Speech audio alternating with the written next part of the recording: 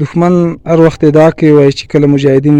کوم ځای ونیسي نو هغه ځای تخریب کیږي یا د عوامو د خوا یا د بل چا د خوا. نو په دې دشت ټوپ خو ماشاءالله غټ بیس دی. دا چې کله فتح شو څه زیان او هغه خو به نه وي ورته رسېدلی.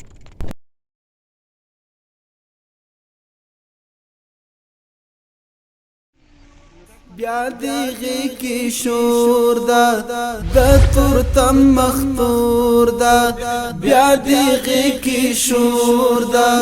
د تورتم مختور دا د تورتم مختور دا وړانګې دی د سپین سهار وطن دا بریاوي تبریک دا د میدان وردګو د دشت ټوپ غټ بیس دی چې پرون مجاهدینو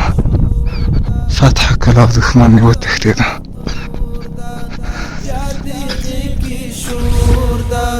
د تورتم مختور دا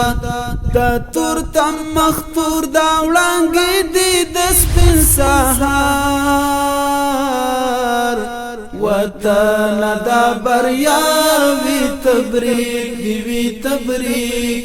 وطن دا بریاوي تبریک دی وی تبریک پلمو غزا دا د تکبیر شور دی پيرغل دا د ملي اردو و د پولیسو د اکاډمۍ د تمرین او د هغه دپاره وسیله شیان دي نو په زیاته اندازه دي. هر شی د بوټ نه نیولي عام ته درېشۍ بکسونه هر شی کې شته دي. زلفي گزار وطن دا بریاوي تبریک دی وی تبریک وطن دا بریاوي تبریک دی وی تبریک بیا دیغی کی شور دا د تورتم مختور دا مولوي صاحب محترمه که د دشت ټوپ په اړه باندې لږ معلومات موږ سره شریک کړئ چې د اهمیت څومره و او د دې فتح سره مجاهدینو ته څومره سیمې دی تر لاس لاندې راغله لکه لږ معلومات موږ سره شریک کړئ. د دشت ټوپ پیس په فتح کولو سره الحمدلله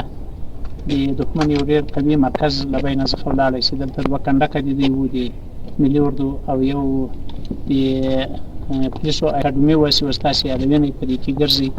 نو چې دلته به تقریبا په 2 میاشتې و زیاتو کمو په دونه وخت کې 1415 کسه دلته تربیه کولو او دلته به د دې استادان اوسېدلو. دښمن هر وخت ادعا کوي وایي چې کله مجاهدین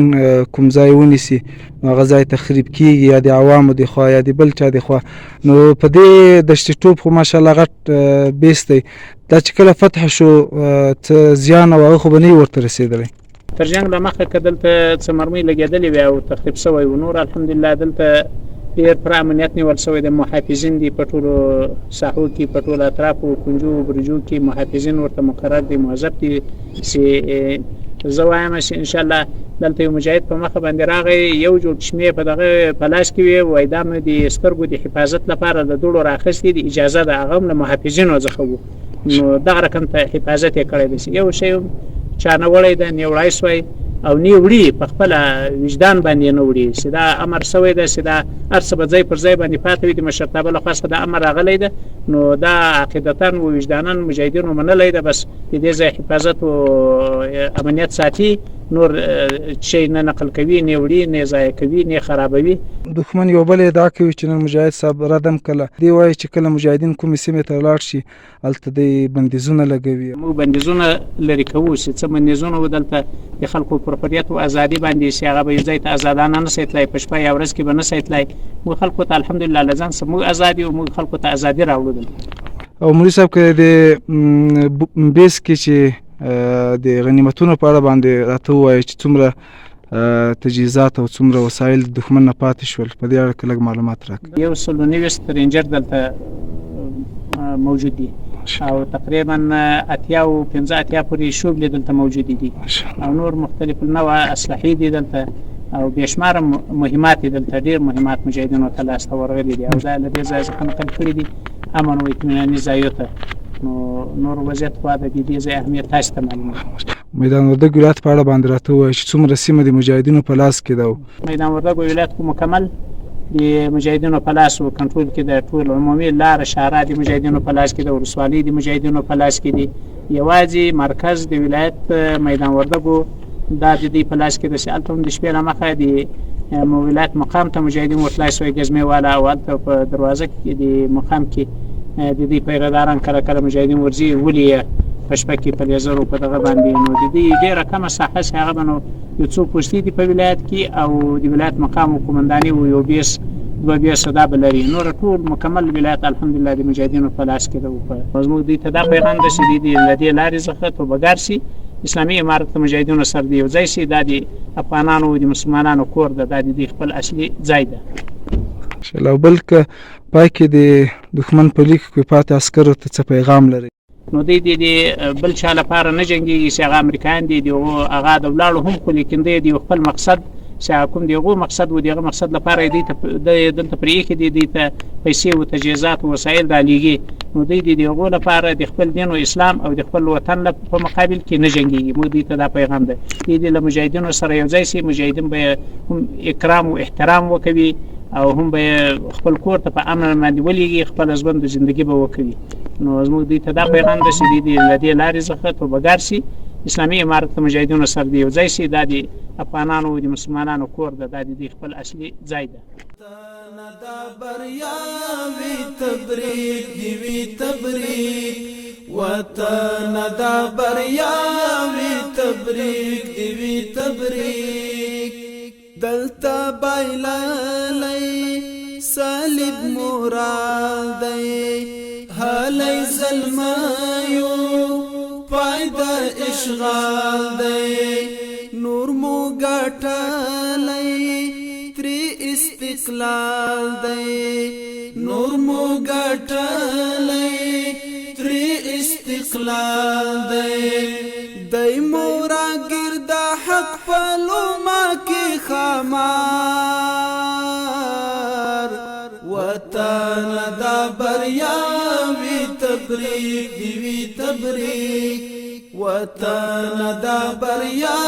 وی تبریک دی وی تبریک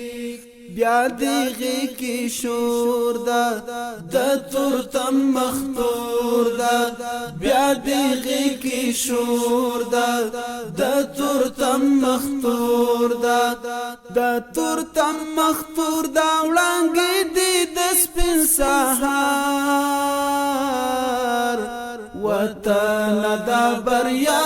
وی تبریک دی وی تبریک وطن دا بریا وی تبریک دی وی تبریک تریخ کړی ژوند مو تل پردو دا په ګوندو کړي